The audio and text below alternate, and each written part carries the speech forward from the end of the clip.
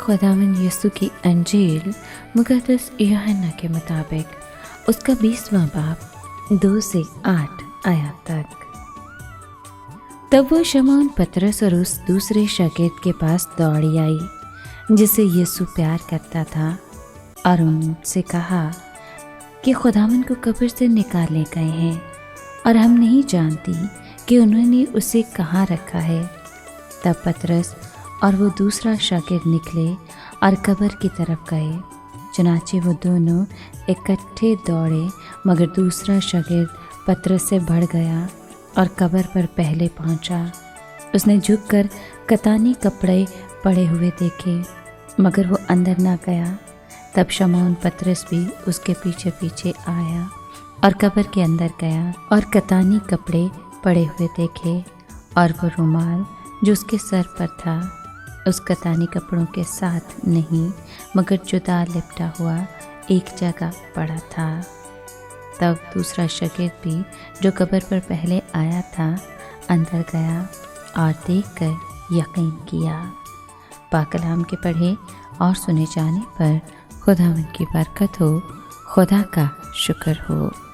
अजीज़ दोस्तों, आज मुक़द्दस यूहन्ना अंजील नवीस की ईद मनाई जाती है।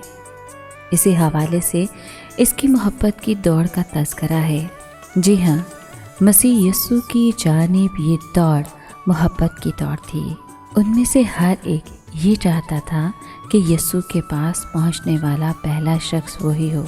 पतरस जो ज़ईफ़ था, नौजवान यूहन्ना के पीछे हाँप रहा था, उसकी बराबरी नहीं कर सका।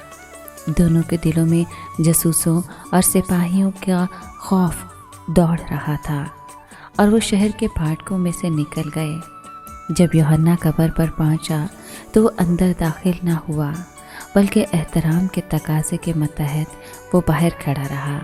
चट्टान में तराशी हुई कब्र में झांक कर उसने अंधेरे में देखा कि कफन के सफ़ेद कपड़े जैसे के वैसे पड़े हुए हैं, जैसे रेशम का कीड़ा अपने खौल में से निकलने के बाद उसे छोड़ देता है। कफन के कपड़े अलग से रखे हुए ना थे, बल्कि वहीं थे जहां लाश रखी हुई थी। ये उन मौजज़ों में से तीसरा मौजज़ा है जो मसीह यीशु के मुर्दों में से जुटने से ताल्लुक़ रखता है।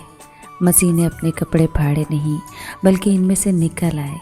फरिश्तों ने कब्र के मुंह पर रखा हुआ पत्थर मसीह यीशु के बाहर निकल आने के लिए नहीं, बल्कि उन ख़वातीन और शागिर्दों को अंदर जाने के लिए हटाया था। खुदावंद इस चट्टान में से खुद ब खुद बाहर निकल आया। ए खुदावंद यीशु मसीह, तू मुर्दों में से जी उठा, इसलिए हम तेरा शुक्र बजा लाते हैं। तूने हर बदी पर काबू पा लिया, खुदा की तरफ जाने की राह खोल दी।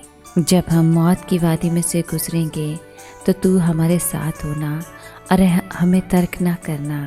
तेरी ज़िंदगी हमारी है, तेरी कुव्वत हमारी कमज़ोरी में कामिल हो जाती है। हम तेरे हजूर सरनगू होते हैं क्योंकि हम तुझसे मोहब्बत करते हैं, क्योंकि तूने तमाम मौत कदों को फतह याब उम्मीद दिलाई है।